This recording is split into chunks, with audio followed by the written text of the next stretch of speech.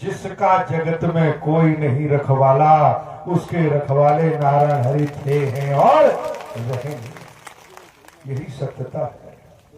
नारायण हरि वास्तव में जब सत्य के साथ में नहीं आते थे, 2 वक्त की रोटी नहीं थी खाने को, अंग पर कपड़े नहीं थे ढंग से पहनने को, कोई बगल में बिठाने को तैयार नहीं था। वो जिस जहां जाए वही धक्का मार के भगा देता था।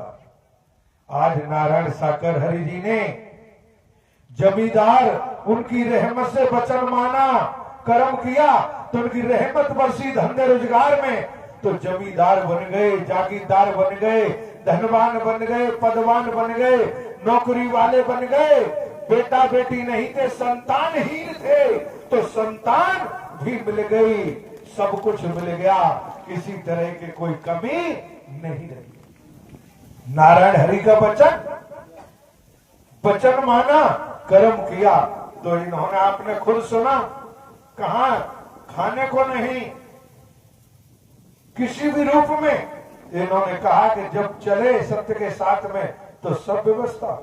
जहां इन्होंने जिक्र किया कि पिछले इतवार को सतरवाड़ा पे सत्य का साथ, तन की पत्नी की आंख छोटी हो चुकी थी, लेकिन सत्य के साथ में आई और सत्य के साथ बैठ के सुना, कोई रहमत का आंसू निकला होगा।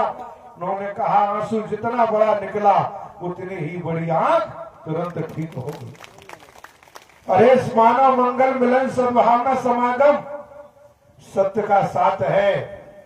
इसे सोचें आप, किसी समाज का, जाति का, संप्रदाय का जमावड़ा है नहीं। किन किन क्षेत्रों से, शहरों से, नगरों से, महानगरों से, जिलों से भाई बहन किराया भाड़ा खर्च करके सत्य का साथ करते हैं, भागते हैं, दौड़ लगाते हैं। तो आप ये भी समझ सकते हो, इस ब्रह्मांड में रहने वाले कर्म के आधार पर सत्य की तरफ दौड़ लगाते। तमाशा वाले तमाशा देखते हैं, वो नहीं समझ सकते, नहीं जान सकते। क्यों? जब स्वयं ही कुविचार मौजूद हैं, महापुरुष होता है कोई, तो बैठ करके आता है, सुनता है, मन लगा के बात सब में देखे तो सही हो क्या रहा है, चल क्या रहा है, इतने भाई बहन क्यों आए, क्या कारण है, ये यहां क्यों बैठे हैं, धूल में मिट्टी में क्यों सेवा में खड़े हैं, क्या वजह है। कोई समझदार होगा तो आसन ग्रहण करेगा, बैठेगा और मानवता का परिचय देगा, बैठेगा, तो उसे खुली आंखों से यहां वही दिखाई देंगे जो डंका बजा रहे। ये डंका मानवता भाईचारे का, स्वयं पार ब्रह्म परमात्मा का बज रहा है, वही बजा रहे हैं। सशरीर समूचे ब्रह्मांड में कोई आदमी नहीं बजा रहा है।